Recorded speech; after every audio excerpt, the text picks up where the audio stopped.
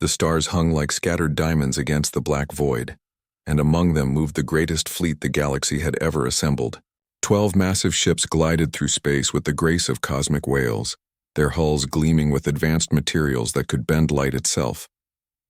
These were the vessels of the Galactic Council, representing 7 different species that had mastered the art of interstellar travel thousands of years ago.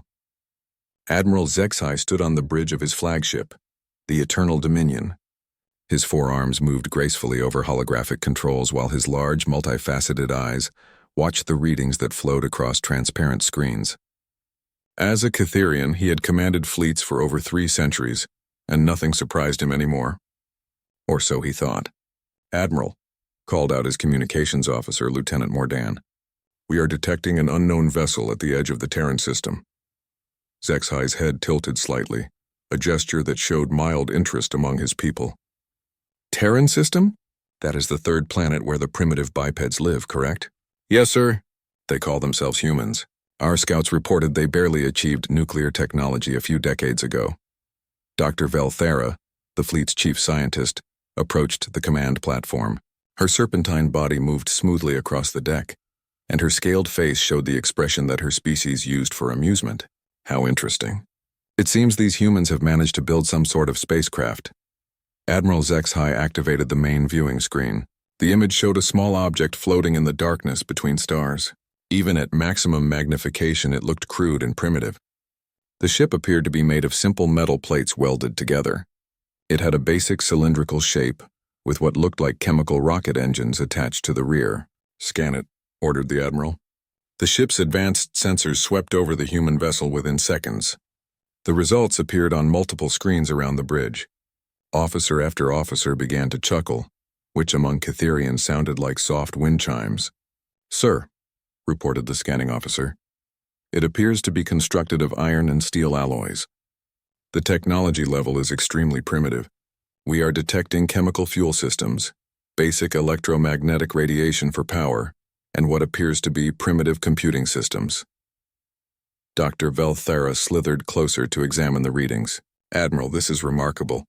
They have actually managed to leave their planetary system using such basic technology. It is like watching children build a boat from tree bark and somehow sail across an ocean."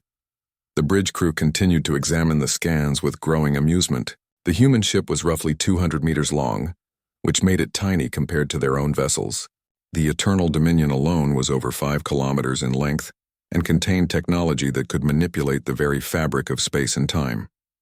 "What is its designation?" asked Zexai. "According to the markings on its hull, it calls itself Pioneer's Dream," replied Mordan. "There are also symbols that appear to be some form of identification numbers." Lieutenant Commander Hixara, a Vorthon with crystalline skin that reflected the bridge lighting, spoke from her station. "Sir, should we establish communication? Our protocols require first contact procedures when encountering a new spacefaring species." Admiral Zexai considered this. The Galactic Council had strict rules about first contact, especially with primitive species. However, these humans had clearly achieved interstellar travel, even if their methods were laughably basic. "Very well. Standard first contact protocols. Transmit a basic mathematical sequence to show intelligence, then attempt to establish communication. The communications array, capable of sending messages across the galaxy instantly through subspace, directed a simple signal toward the human craft. The sequence started with prime numbers, then moved to basic mathematical constants. Any intelligent species should recognize the pattern and respond." Minutes passed. Then an hour. The human ship remained silent. "Perhaps their communication equipment is too primitive to detect our transmission," suggested Dr. Velthera. "We could try using electromagnetic radiation in various frequencies." "Do it," ordered Zexai. The communications officer began broadcasting on multiple frequencies, from radio waves to light signals. Still, the human ship showed no response. It simply continued drifting through space on what appeared to be a predetermined course. "Sir," called the tactical officer, "the vessel appears to be unmanned. Our scans show no life signs aboard." This statement caused several officers to look up from their stations. Dr. Velthera's head scales rippled, which indicated deep thought among her people.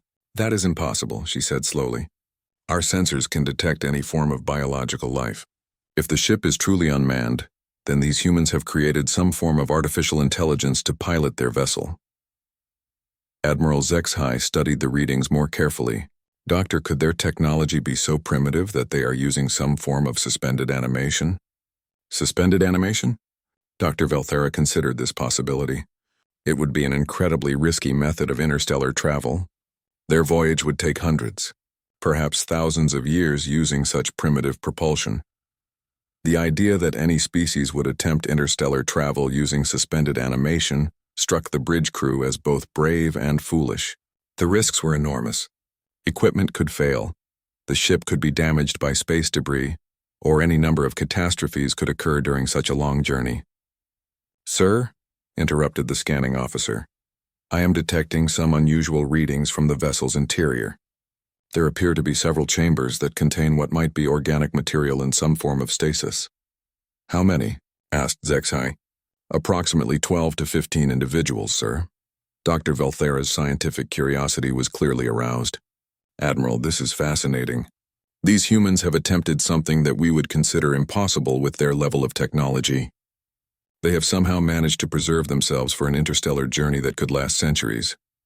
Admiral Zexhai walked closer to the main screen, studying the primitive human vessel. "What is their destination?" The navigation officer quickly calculated the ship's trajectory. "Sir, based on their current course and velocity, they appear to be heading toward the Kepler system. At their current speed, the journey would take approximately 800 years. This revelation caused a moment of silence on the bridge. 800 years of travel in a primitive spacecraft with only basic life support and no way to communicate with their home world. It was either the most courageous or most desperate act any of them had ever encountered. "Doctor," said Zexhai slowly, "in your opinion, what would drive a species to attempt such a journey?" Dr. Velthera was quiet for a long moment. "Desperation, Admiral. Something must have happened to their world. This might be an escape vessel rather than an exploration mission." The Admiral nodded slowly. "Very well. We will investigate further. Move the fleet to a safe distance and continue scanning. I want to know everything about this vessel and its passengers." As the Galactic Council fleet adjusted its position, the officers continued to examine the strange human craft. None of them suspected that their initial scans had missed something crucial. The human ship appeared primitive because their scanners could only detect technology they understood.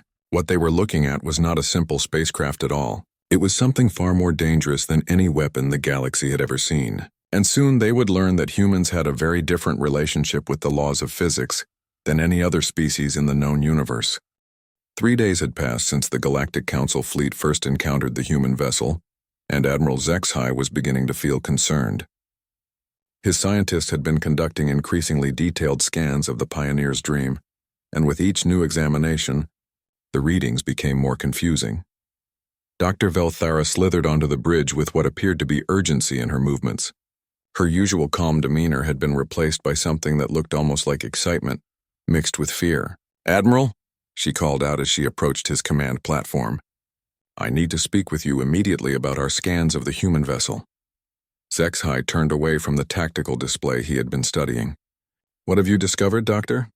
"Something impossible," she replied, her voice carrying a tone that made several bridge officers look up from their stations. "Our initial scans were completely wrong." The Admiral's forearms moved in a gesture that indicated confusion among his people. "Explain." Dr. Velthera activated a holographic display above the command platform. The image showed the human ship in 3 dimensions, with various colored indicators showing different types of scan results. "Admiral, when we first examined this vessel, our scanners reported basic metal construction. Iron, steel, simple alloys. But when I conducted deeper scans using our quantum-level sensors, I discovered something extraordinary." She manipulated the hologram, zooming in on the ship's hull. "The metal is not just metal, sir. It has been infused with materials that do not exist in our periodic table. Elements that should not be stable are somehow held together within the basic iron and steel structure." Lieutenant Commander Hixara moved closer to examine the display. Her crystalline features reflected the light of the hologram as she studied the readings. "Doctor, are you saying the humans have access to synthetic elements beyond our technology?" "That is only the beginning," Dr. Velthera continued. She changed the display to show energy readings from the ship's engines. "Look at this. We initially detected simple chemical propulsion systems, But these deeper scans show energy signatures that violate several fundamental laws of physics. Admiral HFY studied the energy patterns carefully.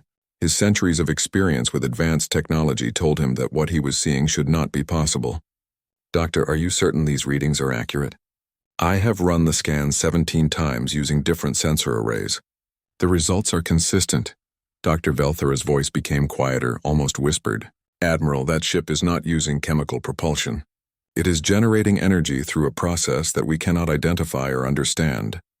She changed the display again, this time showing a three-dimensional map of space around the human vessel. But this is the most disturbing discovery. The ship is creating a localized field that is actually altering the fundamental constants of physics in its immediate vicinity. The bridge fell silent. Every officer understood the implications of what the doctor was saying. The fundamental constants of physics were exactly that, constant. They were the same throughout the universe, and could not be changed by any known technology. That is impossible, stated Commander Yixapol, the fleet's chief engineer. His insectoid features showed clear disbelief. No technology can alter universal constants. Such an action would require energy levels that exceed the output of entire star systems. Dr. Velthera manipulated the hologram to highlight the area around the human ship. Nevertheless, that is exactly what our sensors are detecting. Within approximately 1,000 kilometers of the vessel, gravity behaves differently. Electromagnetic forces are subtly altered. Even the speed of light appears to be variable. Admiral HFY felt something he had not experienced in decades: genuine fear. Doctor, if this is true, then this human vessel represents a threat to the stability of local space. There is more, Admiral. Dr. Velthera's tone became even more serious. I have detected similar alterations in the background radiation of this region of space. The changes extend far beyond the ship's immediate vicinity. It appears that the vessel has been altering physics along its entire flight path. The navigation officer quickly brought up star charts, showing the projected route of the human ship. Doctor, if the vessel has been traveling for centuries and leaving these alterations in its wake, then it has created a trail of modified spacetime stretching across several star systems. This revelation caused several officers to exchange worried glances. The implications were staggering. If the human ship could alter the fundamental laws of physics simply by existing, then it posed a potential threat to the entire galaxy. Sir, interrupted the communications officer, I am receiving reports from our other vessels. They are detecting similar anomalies around their own ships. Admiral HFY turned sharply toward the communications station. What do you mean? The other ships in our fleet are reporting minor fluctuations in their drive systems, sir. Nothing dangerous, but their equipment is detecting small variations in local physics. Dr. Velthera was already working at her portable scanner. Admiral, the field generated by the human vessel is expanding. It is slowly affecting an increasingly large area of space. How large? Demanded HFY. Currently, the effect extends approximately 50,000 kilometers from their ship, but it is growing at a rate of several hundred kilometers per hour. Commander Yixapol's antennae twitched with agitation. Doctor, at that rate of expansion, the field will reach our fleet within 6 hours. The Admiral made a quick decision. All ships increase distance from the human vessel immediately. Maintain current scanning operations, but do not allow the expanding field to reach our position. As the Galactic Council fleet began to move away from the Pioneer's dream, Dr. Velthera continued her analysis. Admiral, I have been comparing our readings with historical data from our databases. There are no records of any species possessing technology that can alter universal constants. Could this be some form of weapon? Asked the tactical officer. I do not believe so, replied Dr. Velthera. The alterations appear to be side effects rather than intentional actions. It is as if the ship cannot help but change physics around itself. Admiral HFY studied the human vessel on the main screen. It still looked primitive and harmless, drifting silently through space. But now he knew that appearances could be deceiving in ways he had never imagined. Doctor, in your professional opinion, what kind of technology could produce these effects? Dr. Velthera was quiet for a long moment before responding. Admiral, I believe we are dealing with a form of science that operates on completely different principles than our own. Our technology works by understanding and manipulating the laws of physics. This human vessel appears to work by somehow convincing the universe to change those laws. The bridge crew absorbed this statement in stunned silence. The idea that any species could convince the universe itself to behave differently was beyond their comprehension. "Sir," called the long-range sensor operator, "I am detecting movement from the human vessel. The life signs aboard are becoming more active."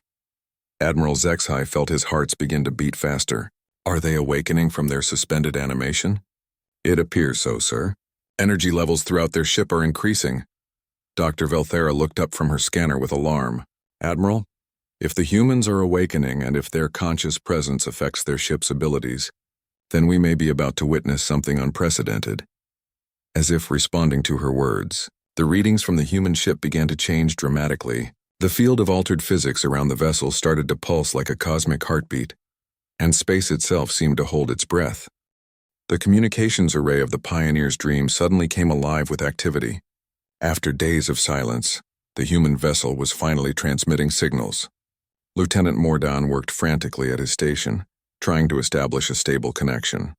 "Admiral," he called out, "we are receiving a transmission from the human vessel. They are using primitive electromagnetic signals, but the message is clear."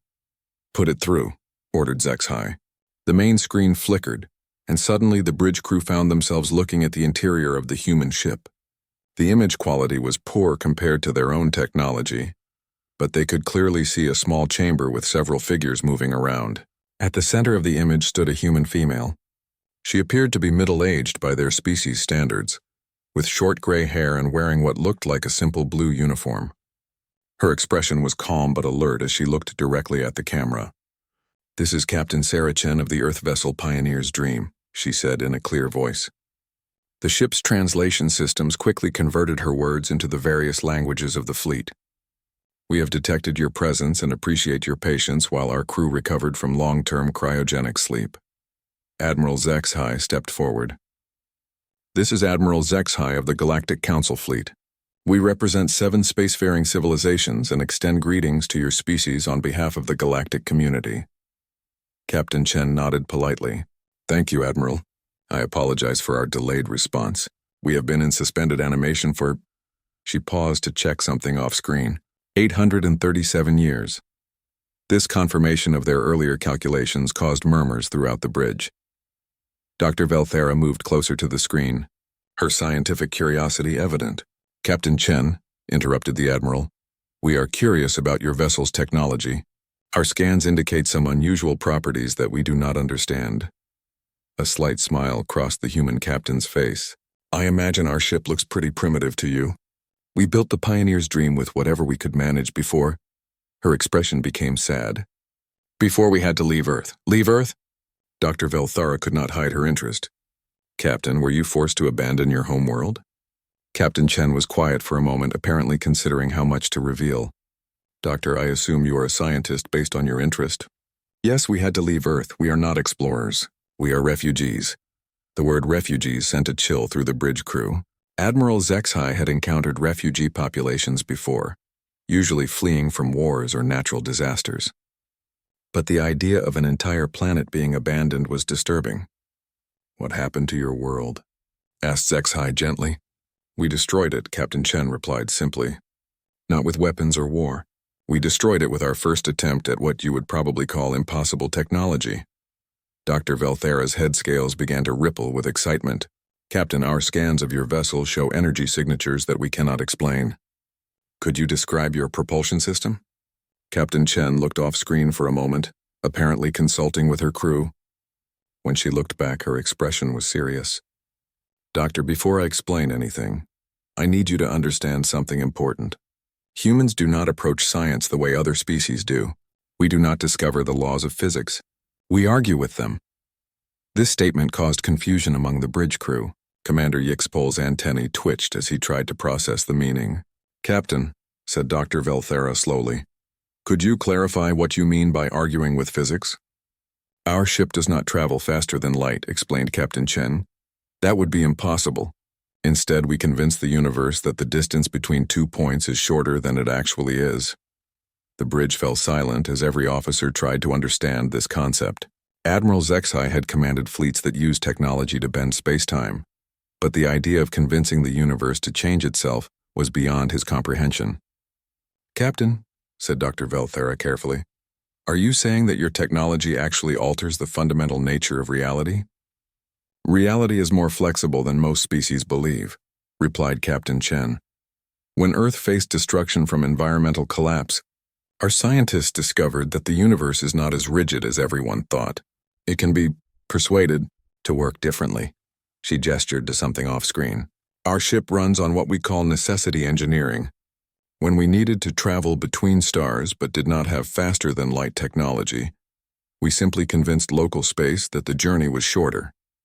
When we needed power but had limited fuel, we persuaded the universe that energy could be borrowed from future possibilities. Commander Yixpol spoke up from his station. Captain, such technology would require infinite energy and violate causality itself. Captain Chen shrugged, a very human gesture. Commander, humans have never been good at accepting what is supposed to be impossible. When our children are hungry, we find food even when there is none.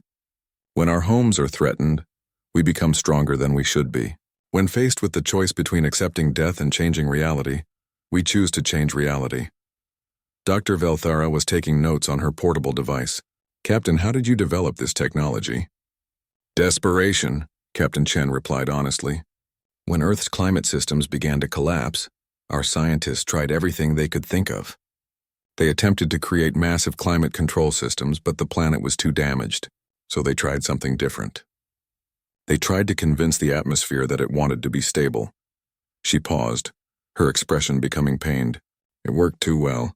The atmospheric systems became stable, but they became stable at a temperature that would freeze the entire planet. We had convinced the universe that Earth should be a frozen world. The implications of this revelation struck the bridge crew like a physical blow. The humans had accidentally convinced their own planet to become uninhabitable. So you fled, said Admiral Zexhai quietly. 12 ships, confirmed Captain Chen. 12 ships carrying about 15 people each. We are probably the last humans in the universe. Captain, Dr. Velthara asked urgently, your ship is currently affecting the physics of local space. Are you aware of this? Captain Chen nodded. Yes, Doctor. Our ship cannot help but alter reality around itself. That is how our technology works. We exist in a small bubble of space where the universe has agreed to work the way humans need it to work. This presents a potential problem, said Admiral Zexhai carefully. Your ship's effects are expanding and beginning to affect our vessels. Captain Chen's expression became concerned. Admiral, I need to be completely honest with you. Our technology is not entirely under our control. The more desperate we become, the more the universe tends to bend around us. Right now, my crew is afraid because we are surrounded by alien ships. That fear is probably making our reality bubble more aggressive. As if to confirm her words, alarms began sounding throughout the Galactic Council fleet. Ships reported that their advanced propulsion systems were beginning to malfunction as the expanding field of altered physics reached them. Captain, said Admiral Zexhai urgently, can you control this effect? Captain Chen looked off-screen again, apparently receiving reports from her crew. When she looked back, her expression was apologetic but determined. Admiral, I can try to keep our reality bubble stable, but I need you to understand something. If my crew feels threatened, if we believe we are going to die, then our ship will do whatever it takes to protect us. And in our experience, the universe is usually willing to help humans who refuse to give up. The screen flickered slightly, and Admiral Zexhai realized they were witnessing something unprecedented in galactic history. They had encountered a species that did not just use technology to manipulate physics, but actually convinced reality itself to change according to their needs. The situation was becoming critical. 3 of the Galactic Council ships had reported complete failure of their dark energy manipulation systems, and 2 more were experiencing dangerous fluctuations in their main power cores. Admiral Zexhai found himself in a position he had never imagined. His advanced fleet was being disabled by a primitive human vessel that was not even trying to attack them. Captain Chen, he said, trying to keep his voice calm, our ships are experiencing system failures due to your vessel's effects. We need to find a solution quickly. On the screen, Captain Chen was clearly receiving urgent reports from her own crew.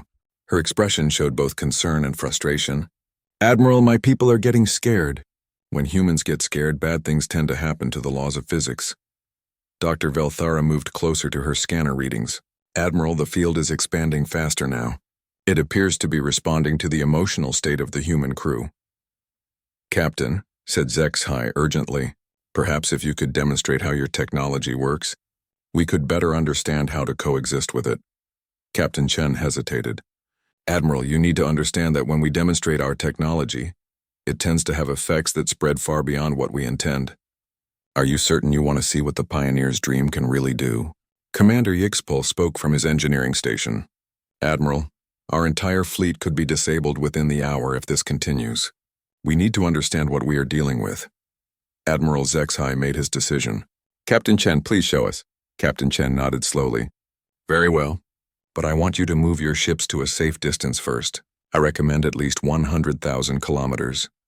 "That seems excessive," commented Lieutenant Commander Hixara.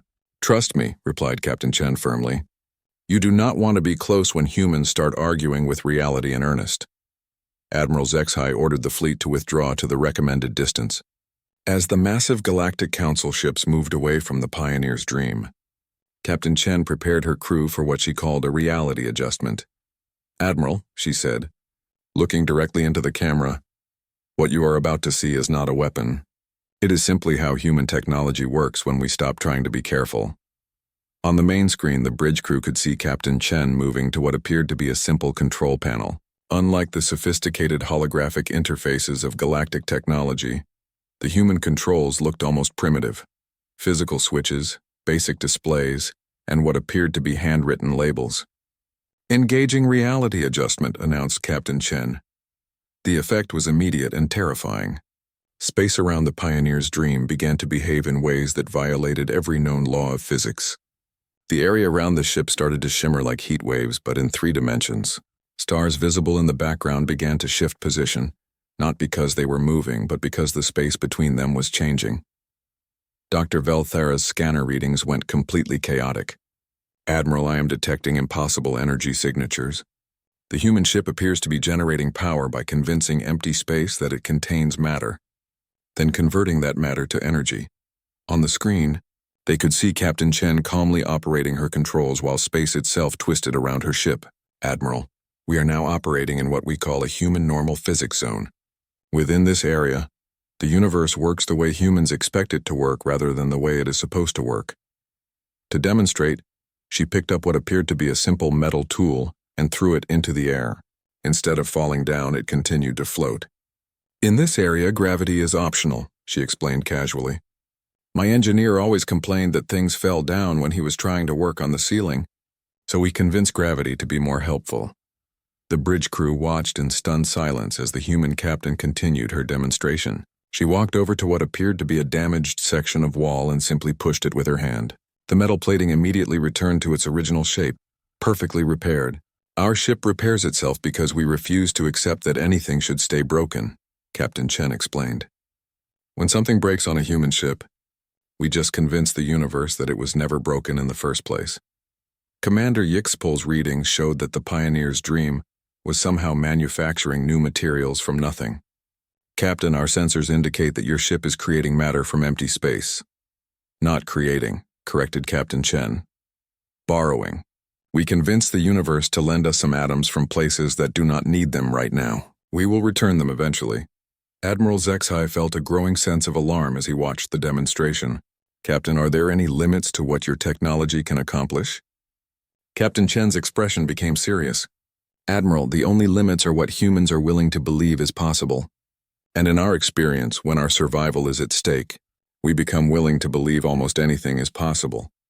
As if to prove her point, the space around the Pioneer's dream began to extend its effects toward the Galactic Council fleet.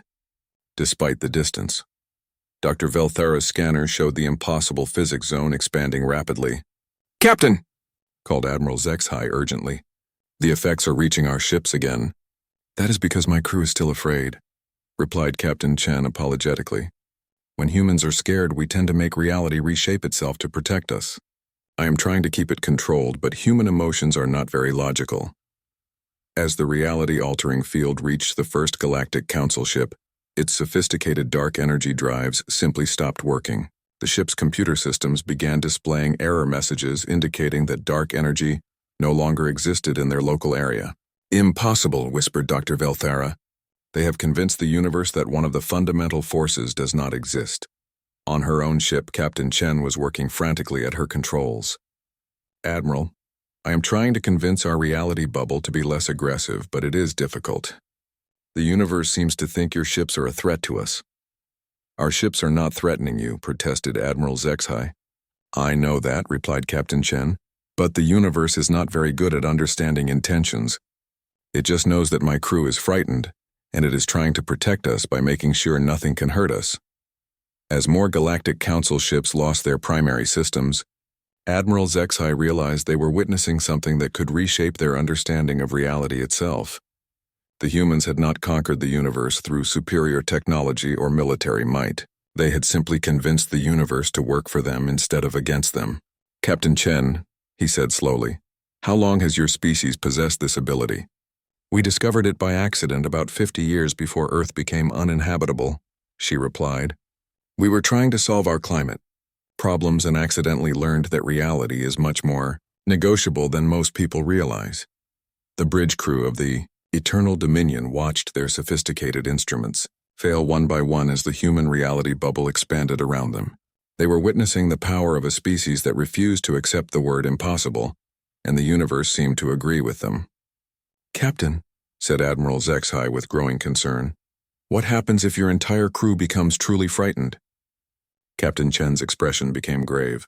Admiral, you really do not want to find out. The last time humans became desperate enough to stop caring about consequences, we accidentally convinced our home planet that it should become an ice world. As her words sank in, the Galactic Council fleet found itself at the mercy of a species that could reshape reality through sheer stubbornness and refusal to accept defeat. The news spread through galactic communication networks faster than light itself. Within hours, every major civilization in the galaxy knew about the human vessel and its impossible technology. Emergency sessions were called on the homeworlds of all 7 Galactic Council species. Scientists, philosophers, and military leaders struggled to understand the implications of a species that could convince the universe to change its fundamental laws. Admiral HFY found himself in the unprecedented position of negotiating with a refugee ship that could accidentally destroy reality if its crew became too frightened. The Pioneer's dream had finally agreed to contain its reality-altering effects, but the damage was already done. 3 Galactic Council ships were completely disabled, their crews stranded until human-compatible replacement parts could be manufactured. Admiral, Captain Chen said during their latest communication session, I want to apologize again for the damage to your ships. We never intended to harm anyone. Captain, replied HFY carefully, we understand that your actions were not malicious. However, the Galactic Council needs to understand the full extent of your species' capabilities. Dr. Velthera had been working non-stop for days, trying to analyze the data they had collected about human technology. She approached the communication station with what appeared to be exhaustion, mixed with scientific excitement. Captain Chen, she said, I have been studying the effects your ship has had on local space. The implications are staggering.